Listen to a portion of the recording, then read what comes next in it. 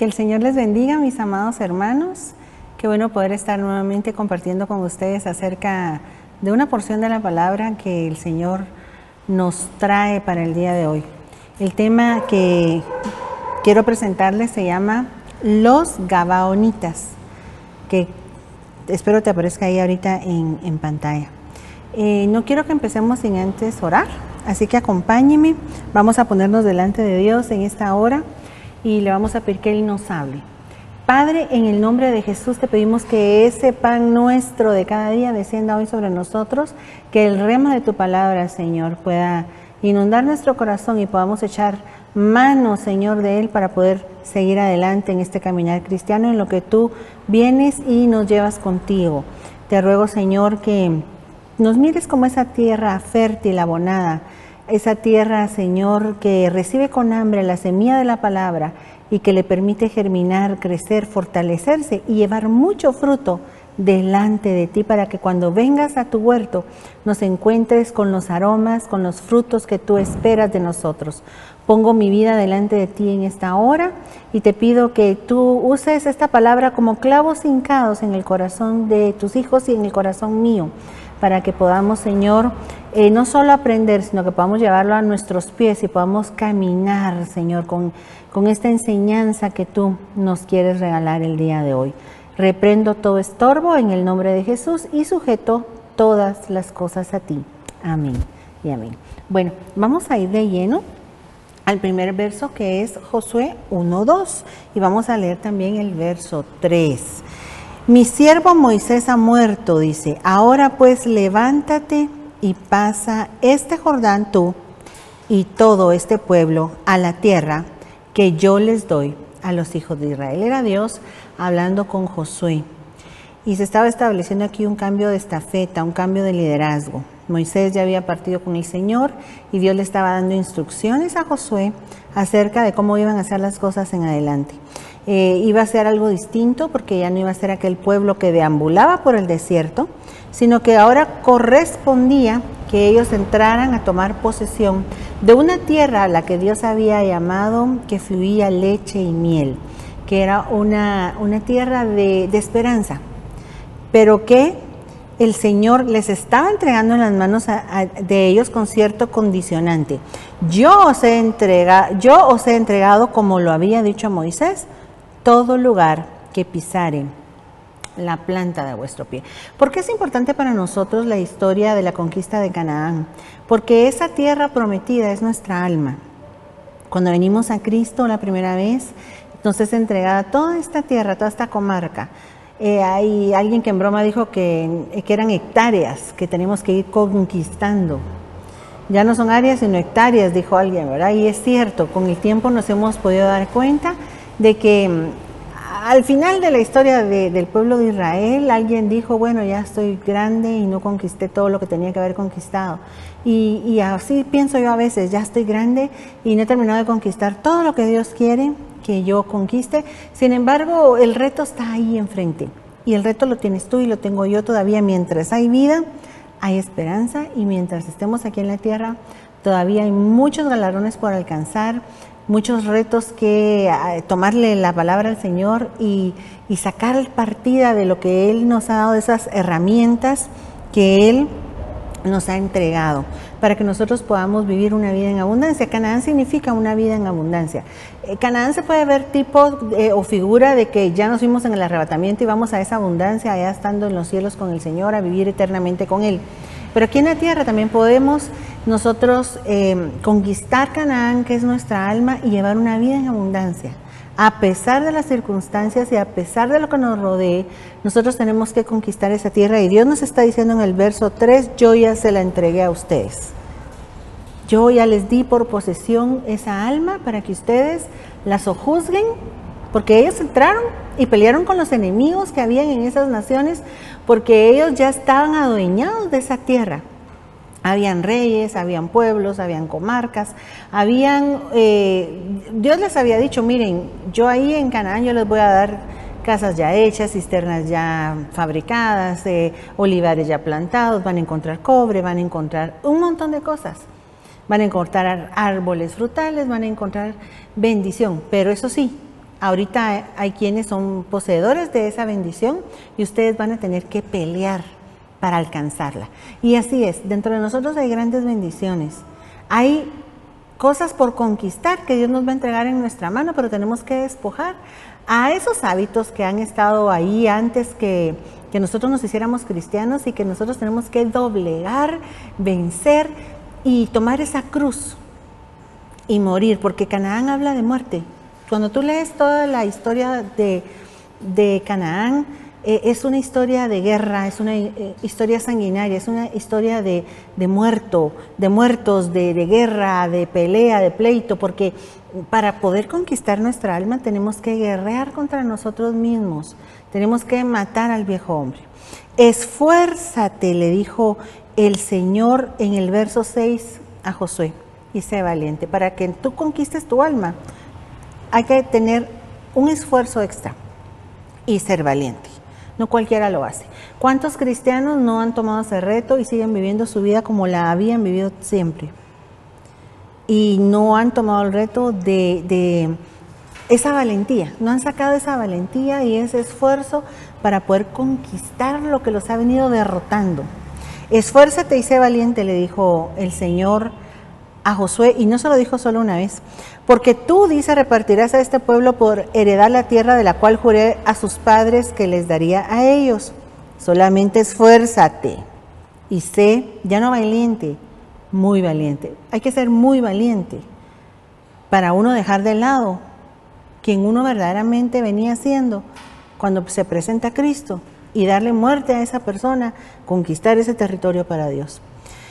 Esfuérzate y sé muy valiente para cuidar de hacer conforme a lo que dice la ley, dice literalmente aquí, pero lo vamos a ver a lo que dice la Escritura. No vamos a poder conquistar Canaán si no nos apegamos a la Biblia, porque no es una conquista personal, sino que es una conquista de Dios, de parte de Dios. Entonces tiene que ser a la manera en que Él la exige.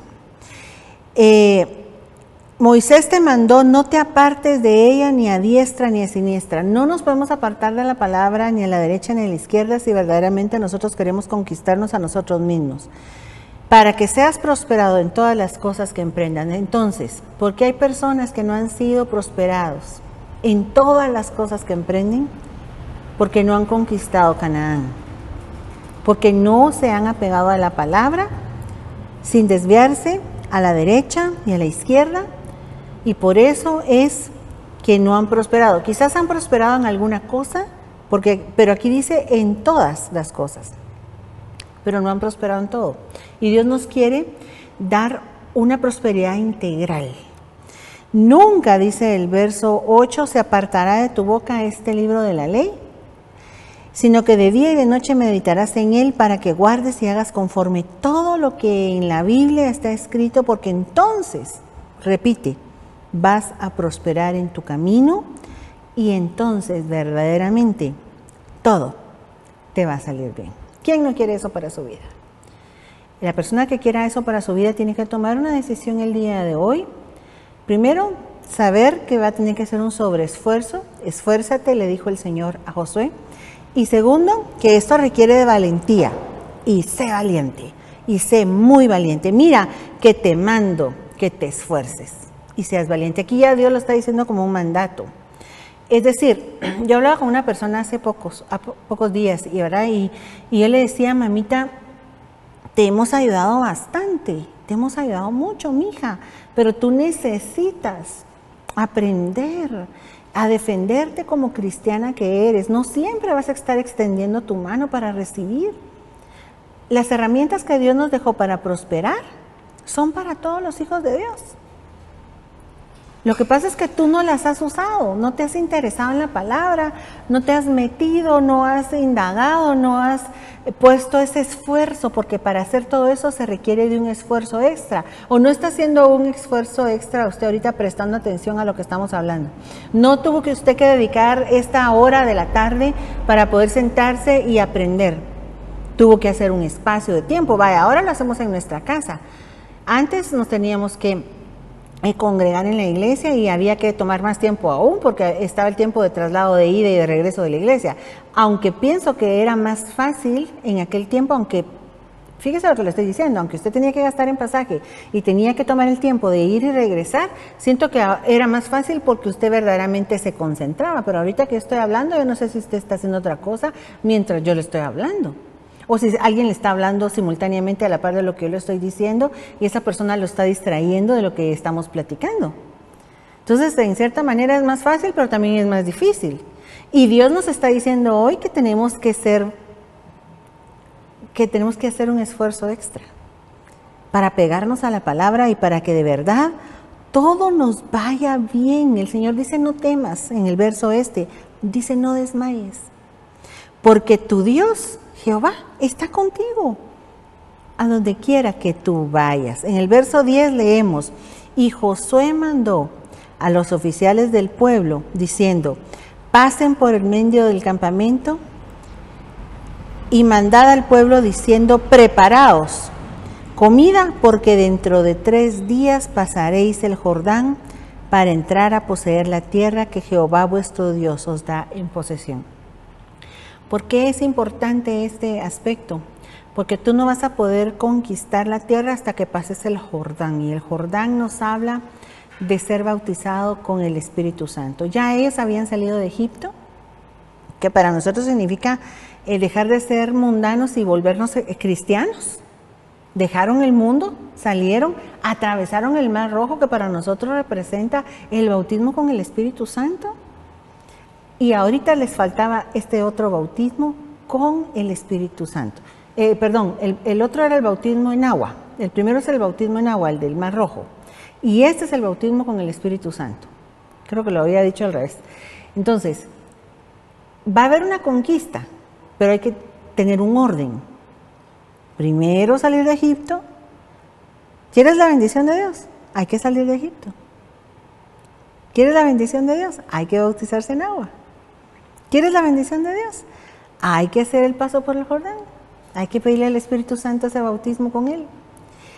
Y después de eso, hay que circuncidarse.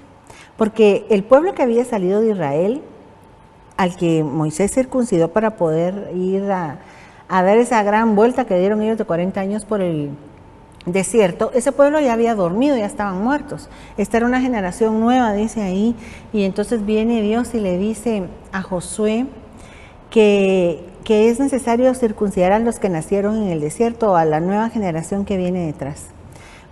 ¿Qué significa circuncidar? Bueno, a ellos les quitaban el prepucio, ¿verdad? Pero la Biblia dice que ahora nosotros tenemos que quitar el prepucio, pero del corazón.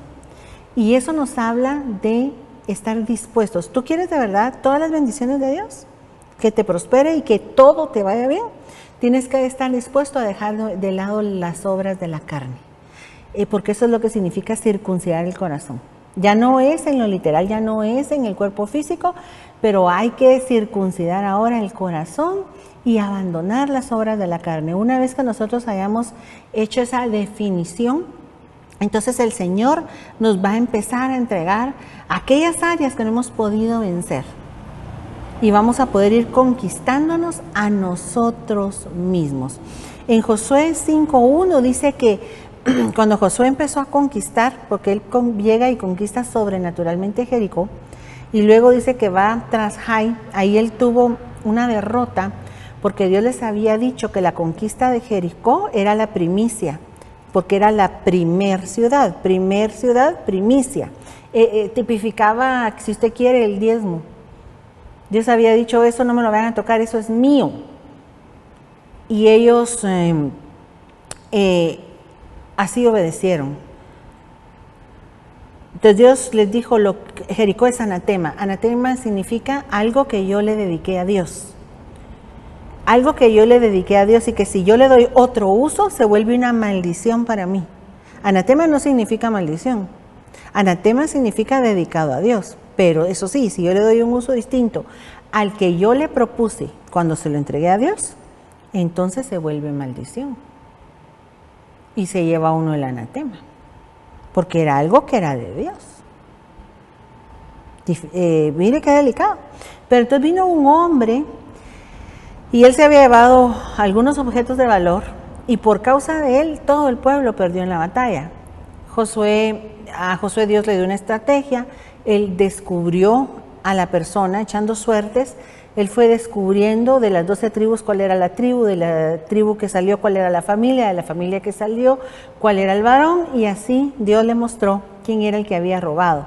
Una vez que los sacaron de la tienda, los apedrearon y los quemaron a ellos y a los objetos que estaban dedicados a Dios, ellos pudieron seguir conquistando Canaán. Yo sé que en lo literal eso se ve horripilante, pero a veces vamos a tener que ser bien radicales con algunos pecados que tenemos dentro de nosotros. Los vamos a tener que sacar, los vamos a tener que apedrear y los vamos a tener que quemar en el fuego del Espíritu Santo para que nosotros verdaderamente podamos conquistar la tierra que el Señor tiene para nosotros por delante, que es esa tierra que fluye leche y miel, que representa una vida de abundancia en donde todo nos va a ir bien si verdaderamente hacemos lo que Dios nos está pidiendo.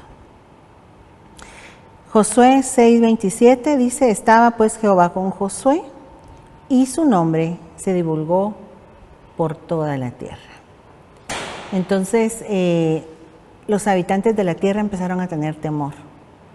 Cuando uno lee en el verso 3, dice: cuando los habitantes de Gabaón se enteraron de lo que Josué había hecho a Jericó y a Jai, las primeras dos ciudades, ellos también usaron de astucia y fueron como embajadores y llevaron alforjas viejas sobre sus asnos, odres de vino viejos rotos y remendados, sandalias gastadas y remendadas en los pies, vestidos viejos sobre ellos mismos, y todo el pan de su provisión estaba seco y desmenuzado.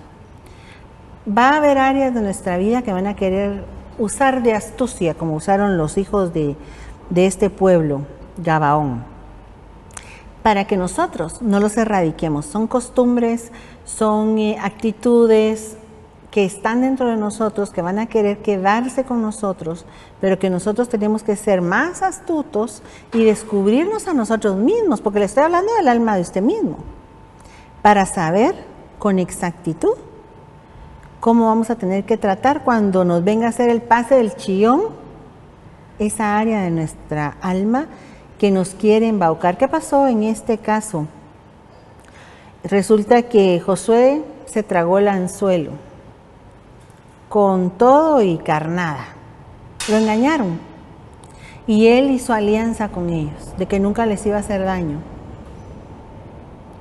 A los pocos días, pues él se dio cuenta del engaño. Pero mire, mientras dice ellos, en el verso 9, los gabaonitas respondieron: tus siervos hemos venido de tierra muy lejana por causa del nombre de Jehová tu Dios, porque hemos oído su fama y todo lo que hizo en Egipto. 3 días habían pasado después de que hicieron alianza, cuando Josué se enteró de que eran vecinos de ahí mismo, que era algo que ya habitaba esa tierra. Hay cosas que ya habita tu alma, que quiere hacer alianza contigo para que tú no las desarraigues de ahí, pero hoy en el nombre de Jesús las venimos desenmascarando, las venimos entregando en manos de nuestro Dios Todopoderoso para que Él las desarraigue, las destruya, las desmenuce y nosotros podamos salir bien librados de esta trampa. Y habitaban, dice, en medio de ellos. Josué 9:23 dijo: ahora pues, malditos sois, y no dejará de haber de entre vosotros siervos, y quien corte la leña y saque el agua para la casa de mi Dios. Entonces yo te quiero decir algo, viene maldición. Hay cosas que Dios espera que nosotros le entreguemos de nosotros, que si nosotros no se las rendimos a Él, nos va a venir cosas muy tremendas. Tenemos que ser obedientes a la voz de Dios.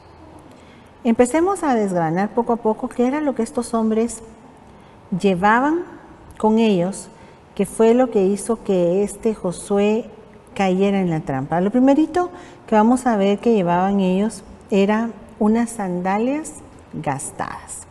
Las sandalias hablan primariamente del Evangelio, porque leemos en Efesios 6:15 que nosotros tenemos calzado los pies con la preparación del Evangelio de la paz. Las sandalias, por llevarse en los pies y por servir para caminar, no se hablan de eso, del caminar cristiano. de la forma en que nosotros nos conducimos. ¿Qué fue lo que ellos le presentaron a Josué? Un caminar viejo, un caminar antiguo, un caminar al que ellos venían acostumbrados. No pretendamos nosotros que si vamos a conquistar la tierra de Canaán, lo vamos a hacer llevando las mismas costumbres que nosotros teníamos antes. No puede ser. Tiene que haber un cambio radical. Pero no todos están dispuestos a asumir ese reto. Y el Señor te está diciendo hoy, esfuérzate y sé valiente para conquistar lo que yo ya te di. Las herramientas Dios ya te las dejó.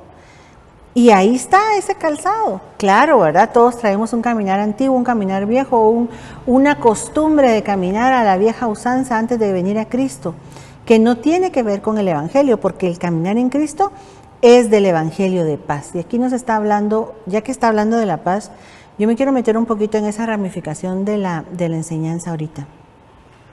Y contarles que nosotros somos el único ejército del mundo al que le mandan a hacer la guerra haciendo la paz. ¿Cómo vamos a ganar como cristianos nuestras batallas? Con sandalias de paz, con un caminar de paz. Así es como el cristiano va a ganar sus batallas. Y el Dios de paz, dice la Escritura, aplastará en breve a Satanás bajo vuestros pies. La gracia de nuestro Señor Jesucristo sea con vosotros. Entonces, no es el Dios de la guerra el que va a destruir a nuestros enemigos. Es el Dios de la paz. ¿Cómo le va a dar Dios la victoria a sus hijos? Por medio de la paz de Dios. Cosas que no hemos podido alcanzar de nuestra alma ha sido porque nos hemos envalentonado y hemos dejado que el viejo hombre tome posesión de áreas que quizás nosotros ya le habíamos rendido a Dios. Y tenemos que volver a llevar nuestra vida a ese lugar de paz, porque la paz es lo que guía el corazón del hombre cristiano. La paz de Dios guiará vuestros corazones. Entonces, para nosotros poder entender si vamos o no en el caminar que Dios quiere para nuestra vida, tenemos que mantenernos en una atmósfera de paz a pesar de lo que esté sucediendo alrededor nuestro, porque en esa forma, al mantenerte en una atmósfera de paz y empezar a sentir intranquilidad, tú sabes que te saliste de lo que Dios quiere para ti, porque es la paz de Dios la que te gobierna. Y se admiraban, dicen, de Jesús, de su doctrina, porque les enseñaba como quien tiene autoridad y no como los escribas. El Señor Jesucristo tenía autoridad porque en Hechos 1:1 dice que Él primero hacía y luego enseñaba. O sea, Él no enseñaba algo que antes no hubiera hecho. Por eso cuando Él hablaba, lo hacía con autoridad. Él llevaba las sandalias del Evangelio de paz puestas. Su vida era capaz de impactar a otros. Éxodo 3:3 dice: entonces Moisés dijo, veré esta grande visión, ¿por qué causa la zarza no se quema? Lo llamó Dios de en medio de la zarza, dice, y le dijo, no te acerques, quita tu calzado de tus pies, porque el lugar en que tú estás, tierra santa es. Entonces aquí podemos ver que para nosotros poder adaptarnos a este caminar de paz, a este nuevo caminar en el Evangelio, vamos a tener que quitar algo. Vamos a tener que ceder. Vamos a tener que, compraste zapatos nuevos, pero vas a tener que tirar los zapatos anteriores que venías usando. Ese viejo caminar. Te vas a tener que, pero a mí me gusta. Sí, yo sé que esos zapatos ya están hechos a tu pie, que están cómodos, que el nuevo caminar quizás te causa molestia porque es un caminar nuevo, pero ya lo vas a domar también, este nuevo par de zapatos. Y es necesario que estemos dispuestos a dejar algo atrás y decir, bueno, así era como yo era, ¿verdad? Pero voy a tener que cambiar mi forma de caminar porque a Dios no le agrada. Y yo quiero entrar a Canaán, yo quiero conquistar lo que haya que conquistar y yo necesito prosperar en todo y que todo me vaya bien. Cuando eso suceda, entonces se va a dar lo que dice Cantares 7:1, cuán hermosos son tus pies en las sandalias, oh hija de príncipe. Entonces el Señor va a decir, qué lindo es el caminar de mi hijo, qué lindo es el caminar de mi hija, porque es un caminar que se adapta a la palabra de Dios. ¿Qué otra cosa llamaban los gabaonitas cuando iban a presentarse ante Josué? Vestidos viejos. Esa palabra vestido viejo se puede traducir fracaso. Esa palabra viejo, ellos iban vestidos de fracaso. ¿Cuántos de nosotros venimos vestidos de fracaso al Evangelio?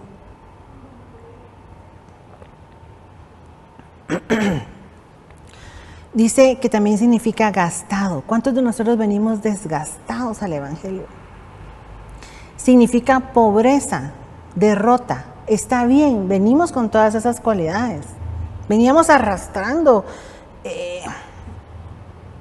eso viejo. Esa vestidura vieja, porque aquí está hablando de la vestidura.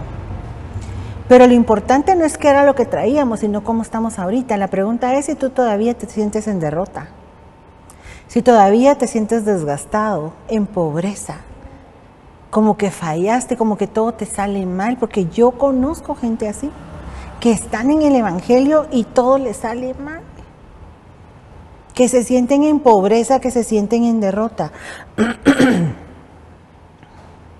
¿Qué fue lo primerito que hizo el padre del hijo pródigo cuando lo vio, verdad? Vístanmelo.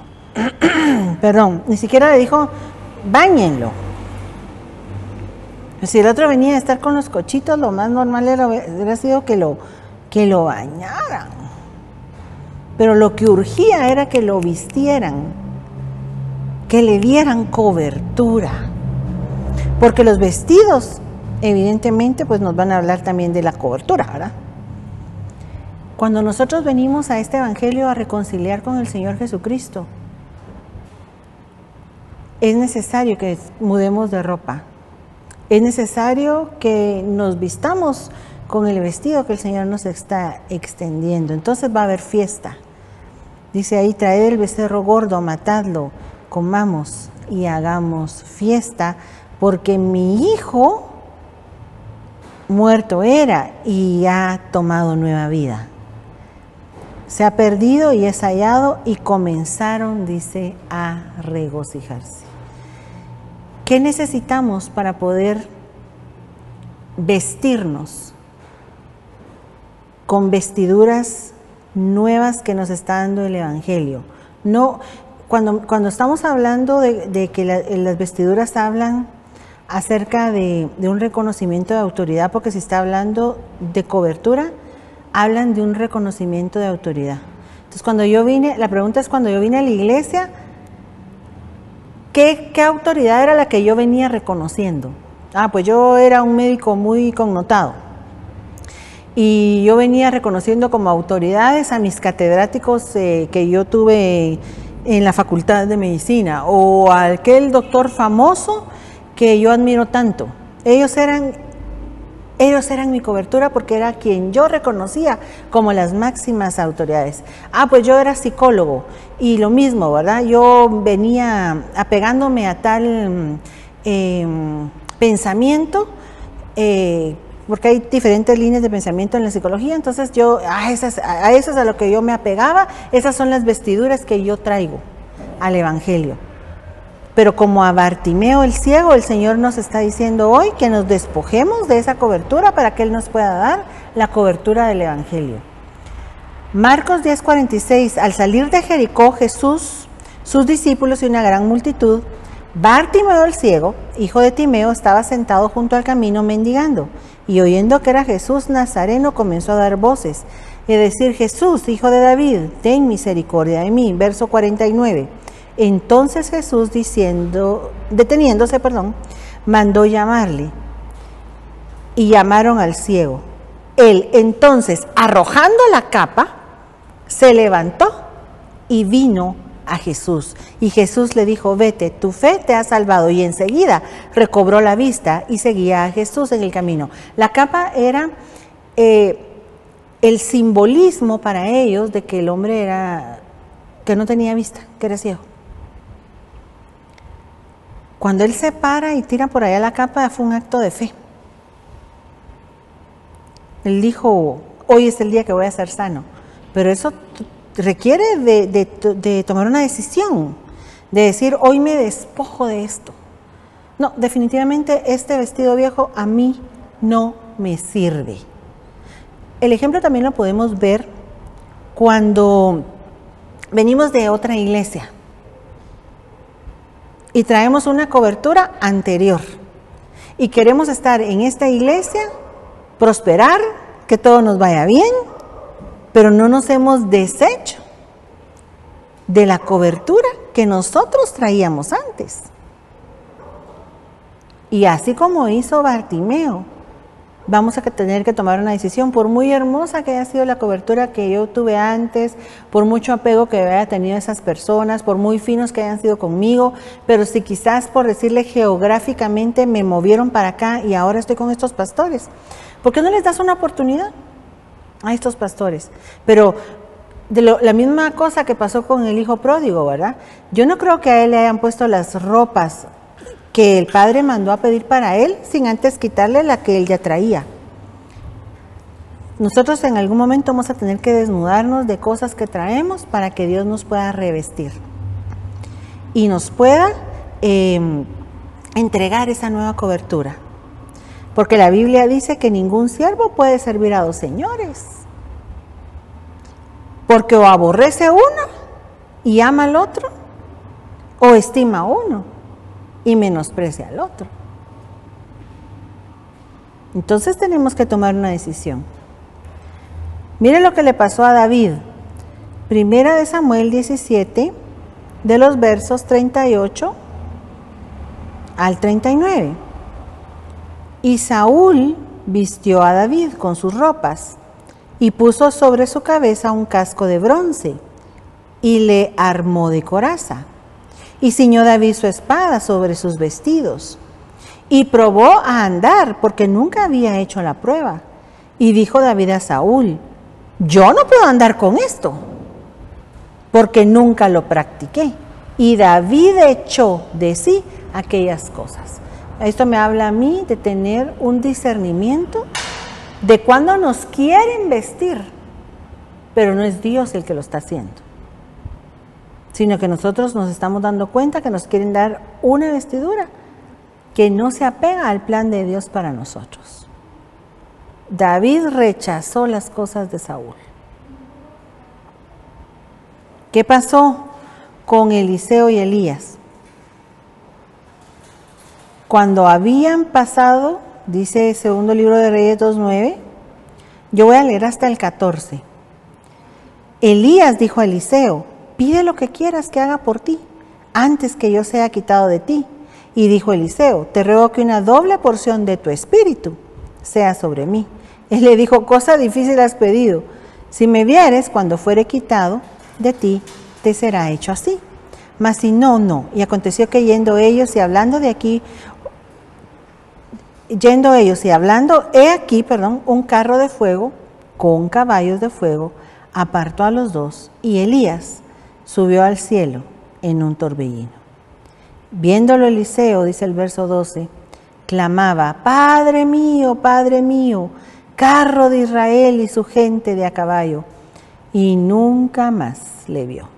Y tomando sus vestidos, los rompió en dos partes. Alzó luego el manto de Elías que se le había caído, y volvió y se paró a la orilla del Jordán, y tomando el manto de Elías que le había caído, golpeó las aguas, y dijo, ¿dónde está Jehová el Dios de Elías? Y así que hubo golpeado del mismo modo las aguas, se apartaron a uno y a otro lado, y pasó Eliseo. Este es el único ejemplo en donde vemos de que uno se queda con el manto del otro, y esto es porque ellos tenían la misma asignación. Entonces, por eso es que la unción de uno reposó sobre el otro. Pero en el caso de David con el rey no era igual. Por eso es que lo rechazó y en este caso sí se aceptó. Vamos a ver ahora el pan viejo y mohoso. Mateo 4:3. No solo de pan vivirá el hombre, sino de toda palabra que sale de la boca de Dios. Aquí es nuestro Señor Jesucristo el que está hablando en los versos 3 y 4. En el 3, retomando la lectura, dice: y acercándose el tentador le dijo: si eres hijo de Dios, di que estas piedras se conviertan en pan. Y ahí fue donde el Señor le dijo: pero si no solo de pan va a vivir el hombre. Entonces hace una analogía entre el pan que nos alimenta y el pan de la palabra, porque el espíritu de nosotros también tiene que alimentarse, no solo el cuerpo. Y él estaba haciendo referencia en estas citas, por eso es que está escrito en letra mayúscula, porque está haciendo referencia a algo que ya había sido escrito en el Antiguo Testamento, en Deuteronomio. Cuando les daban el maná, Dios les había dicho a ellos que ellos no iban a vivir solo de pan, sino del pan que salía de la boca de Dios. Y dice ahí: y te alimentó con el maná que no conocías. Si tú lo vas a buscar, está haciendo secuencia de esto que te estoy diciendo. ¿Cómo es el pan que el Señor nos da? Es un alimento desconocido, es un rema que viene a tu vida, que en ese momento se está abriendo ante tus ojos. Pero estos hombres de Gabaón tenían el pan ya mohoso. Es decir, que era un rema viejo, era una revelación, sí es cierto, pero era una revelación que había sido impactante en aquellos días en que ellos la recibieron, pero que ellos habían quedado solo con esa revelación. No que la revelación fuera mala, pero hay un pan nuevo de cada día para nosotros que Dios nos quiere dar. Una nueva revelación de la palabra, un nuevo avanzar en el Evangelio. Y nosotros necesitamos buscar la porción de cada día, como dice Éxodo 16:4. Y Jehová dijo a Moisés: he aquí, yo os haré llover pan del cielo, y el pueblo saldrá y recogerá diariamente la porción de un día. ¿Cómo quiere Dios que sea tu relación con el pan que sale de la boca de Él diariamente? La porción de ese día, esa es la que Él te quiere dar. La pregunta es si tú estás comiendo pan mohoso o si te has estado alimentando de la porción diaria de cada día. El pan nuestro de cada día, dánoslo hoy, dice. ¿Pero qué hizo Israel? Ellos no obedecieron a Moisés, sino que algunos dejaron de ello para otro día. Éxodo 16:20, estoy leyendo. Y crió gusanos y hedía, dice, y se enojó contra ellos Moisés. Nosotros tenemos que tener esta relación con la palabra constantemente para que el pan nuestro de cada día esté llegando a nosotros, ya sea por medio de las prédicas que nos están dando de manera virtual, o ya sea que nosotros vayamos a la palabra y que el Señor constantemente esté relacionándose con nosotros por medio de esa palabra, para que esa palabra esté como el pan de cada día, como el pan fresco, ese que acaba de salir del horno, que humea, que echa ese olorcito tan satisfactorio, tan sabroso. ¿Ya se lo imaginó? Hasta hambre le dio. Y así le tiene que dar hambre a su espíritu por el pan nuestro de cada día de la palabra, para que nosotros no estemos llenos de pan mohoso. Cada cosa tiene su lugar y Dios nos abre a una nueva revelación cada día por medio de su palabra.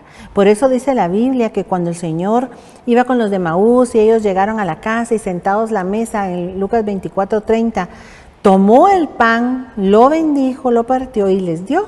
Cuando ellos consumieron aquel pan, se les abrieron los ojos y reconocieron que quien estaba con ellos era el mismo Señor Jesucristo. Él ya estaba resucitado y ellos no lo habían reconocido.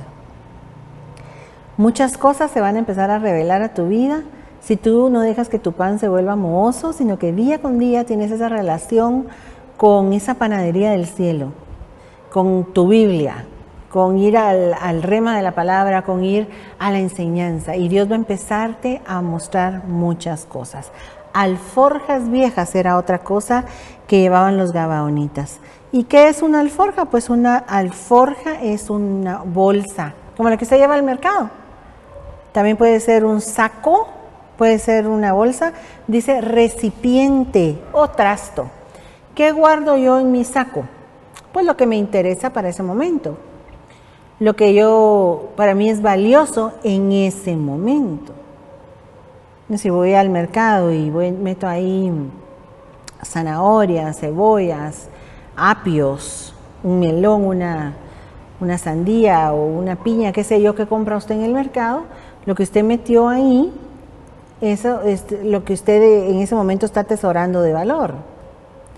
Pero eso es el que va al mercado. Pero digamos que fuera a comprar telas, ¿qué metió usted en su bolsa, en su saco? Pues ahí metió sedalina, dacrón, lo que usted fue necesitando y lo que le va a servir en ese determinado momento.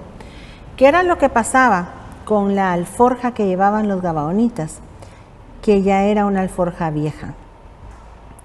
Era lo que uno mete al saco, tiene un peso, ¿verdad? Es aquello que andamos cargando, o puede ser un peso de gloria, si es algo de parte de Dios.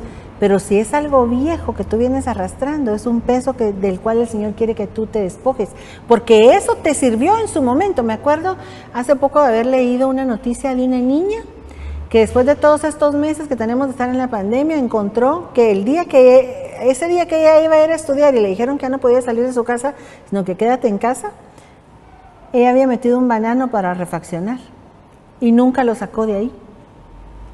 A los meses le dijo, mamá, mira el banano que guardé.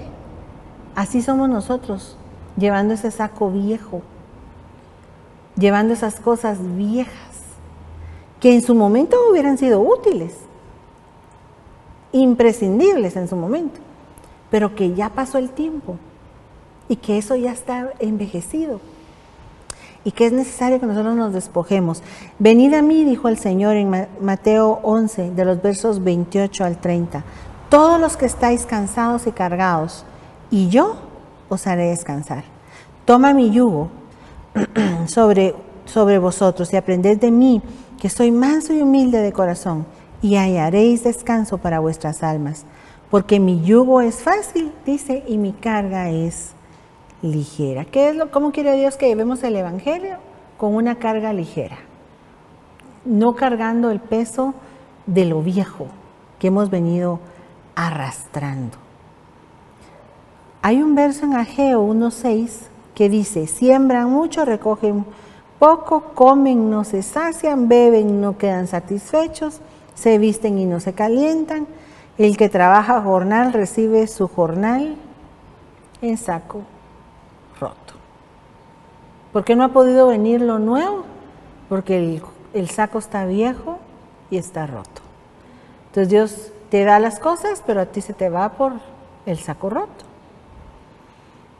Me recuerda esto,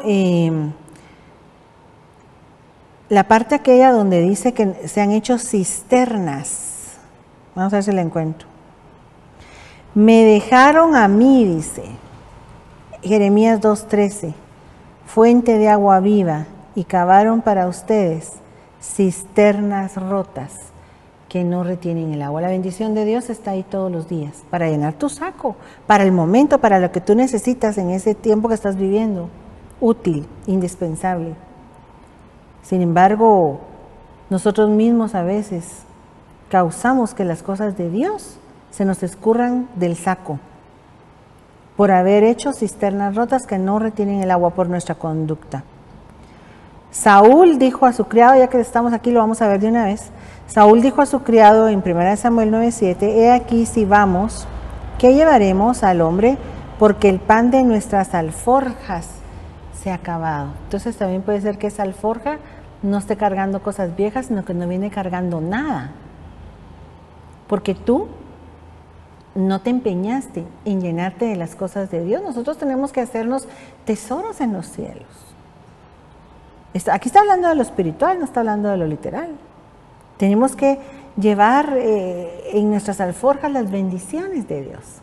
Pero mire, vamos a regresar a este verso donde dice siembran mucho, recogen poco y todo lo que están echando en saco roto. ¿Qué estaba pasando en el contexto de estos versos? El Señor les estaba hablando de que habían dejado descuidada la casa de Jehová. ¿Es acaso tiempo para que ustedes habiten en casas artesonadas mientras la casa está desolada? Ageo 1, 4 al 5. Ahora pues así dice el Señor de los ejércitos, considerad bien vuestros caminos. En el verso 8. Sube al monte, trae madera, reedifica el templo para que me agrade de él y yo sea glorificado, dice el Señor. Esperáis mucho, pero aquí hay poco y lo que traéis a casa yo lo aviento. ¿Por qué? Declara el Señor de los ejércitos, por causa de mi casa que está desolada, mientras cada uno de vosotros corre a su propia casa. Le podemos ver esto desde dos ángulos. Uno es que nosotros nos olvidamos de la casa de Dios y ellos ya no llevaban la ofrenda. ¿Sabe que durante este tiempo hay gente que ni la ofrenda ni el diezmo? Se olvidaron de la casa de Dios y entrando en pánico, en temor, en zozobra, pensaron y retuvieron. Y el Señor les está diciendo, están reteniendo. Van a tener saco roto por estar haciendo eso. Por cierto que la Biblia dice que no hay que retener la ofrenda, sino que hay que dársela pronto al Señor. Eso es lo que yo procuro hacer, porque yo también diezmo y ofrendo, entonces lo que procuro hacer es hacerlo rápido. Y también, si lo vemos desde el ángulo de que la casa es el templo, quiere decir que abandoné mi casa interior, ya no, el templo es ¿verdad? ¿No sabéis que sois templo del Espíritu Santo? Leemos en Corintios, entonces, qué bonito, dejaste abandonado el templo, ya no te preocupaste, vino la pandemia y ya no te preocupaste de las cosas del templo interno, ya no seguiste tus devocionales, ya no seguiste en tu comunión conmigo, ya no te congregaste virtualmente, ya no me buscaste como me venías buscando, ya no me serviste como me venías sirviendo, ya no oras como antes orabas, ni alabas como antes alababas, ni tampoco adoras como antes adorabas. Entonces te hiciste saco roto, porque ese es el verso, ese es el complemento donde dice, te hiciste, porque ahora te llenas de un montón de cosas, pero estás vacío. Te vacías porque no estás trabajando para mí, porque no estás empeñado en lo mío, dice el Señor. Y nosotros tenemos que tener ese cuidado. Recuérdate que la Biblia habla de que nosotros somos esa tierra que es fértil, ¿verdad? Pero no toda la semilla de la palabra cae en el mismo terreno. Marcos 4 del 15 al 8 dice que hay palabra que cae junto al camino, pero que viene el enemigo y se la roba. O sea, no solo es de oír la palabra, hay que atesorarla, hay que retenerla, hay que dar el fruto de ella. Y no dejar que el enemigo nos quite la bendición, porque Satanás dice que es el que quita la semilla, nos quita la bendición de la palabra que hemos oído. Y dice que los que fueron sembrados en pedregales, por causa de cuando viene la persecución de la misma palabra, tropiezan. Entonces, reciben la palabra, pero cuando viene la confrontación de que si vamos a defender o no a defender lo que hemos creído de la Biblia, entonces puede ser que eso nos haga tropezar. Va a tocar ahorita defender a los niños para que no los estén acondicionando a que crean en el homosexualismo, en el lesbianismo y en nada de eso. ¿Estás tú dispuesto a soportar la persecución a causa de la palabra que hemos creído? ¿O vas a aflojar rápido y vas a decir, que vaya al colegio así, que le enseñen y yo ahí después miro cómo le explico? Tenemos que tener raíces más profundas, porque dice que el que le pasa esto es porque su raíz no está profunda. Verso, es donde le puse inciso B en realidad, ¿verdad? Es pedregales, recibió la palabra, pero no tiene raíz profunda. El C dice que fue sembrado entre los espinos. Los afanes de esta vida hicieron que hiciera de lado todo lo que había conocido de la palabra. Sí, hermana, es que fíjese que yo ahora me mantengo muy ocupado, es que mire que con esto del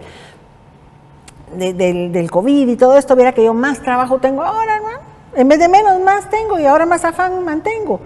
Ten cuidado, no sea que estés haciendo saco roto y que al final te quedes sin una cosa y sin la otra y te quedes sin nada. Dice que no solo el afán, sino que también el engaño de la riqueza.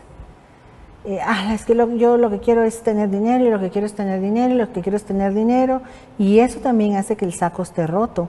Y las codicias de otras cosas que no sean el dinero, es que yo quiero fama, es que yo quiero una pareja, es que yo quiero una carrera, y eso a mí me tiene pero codicioso de eso, y eso puede ahogar la palabra y hacer que tu saco esté roto.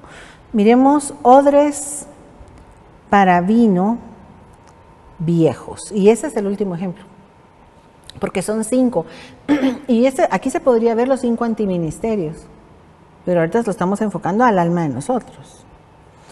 Odres para vino viejos. Isaías 24:11 dice: hay clamor por falta de vino en la calle, porque todo gozo se oscureció, se desterró la alegría de la tierra. Nehemías 8:10: no os entristezcáis, porque el gozo de Jehová es vuestra fuerza. Entonces aquí vamos a ver 2 cositas. Uno, que cuando la Biblia habla de odres de vino, el vino tipifica el gozo del pueblo de Dios. Ese gozo que el enemigo quiere quitarte, porque dice la Escritura que cuando tú estás lleno de gozo, eres un cristiano fortalecido en Dios. Entonces, ¿qué es lo que va a querer hacer el enemigo? Quitarte tu gozo. Quitarte tu gozo para que tú estés debilitado. Hoy, en el nombre de Jesús, renunciamos a que nos quieran quitar el gozo de Dios. Porque ¿qué es más fácil? ¿Traerse abajo a un cristiano fortalecido o a un cristiano debilitado? Definitivamente va a ser más fácil traerse a un cristiano debilitado. ¿Y cuál es el método que usa el enemigo para debilitar al cristiano? Quitarle su gozo. Los odres en los que se guardaban el vino eran odres hechos de piel de oveja. Entonces hablan de nosotros, de nosotros como humanos, ¿verdad? De nosotros como cristianos. Nadie echa vino nuevo en odres viejos, porque entonces los odres se revientan, el vino se derrama y los odres se pierden, sino que se echa vino nuevo en odre nuevo y ambos se conservan. A mí me suena que está hablando del viejo hombre y del nuevo hombre.